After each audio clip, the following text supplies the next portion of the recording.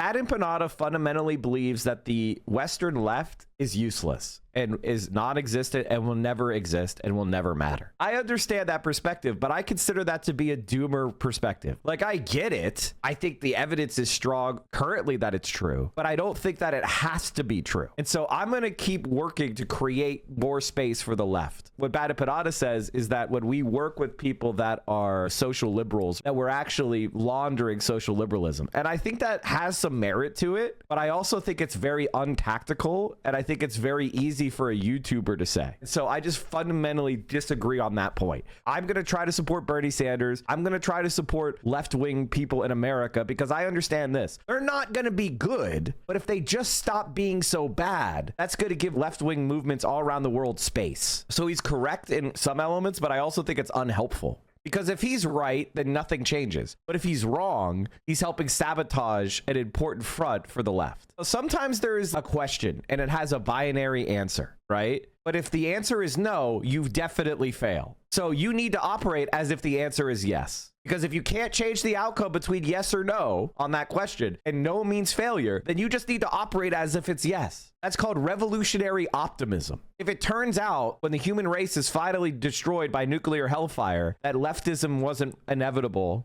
then that's that. But up until the point that that happens, it's an open question. And so as long as I'm alive, I'm going to be pushing for that answer to be yes. And this is fundamentally what separates me from doomers, what separates me from Maoist third worldists, or people who say things like labor aristocrat and shit like that unironically.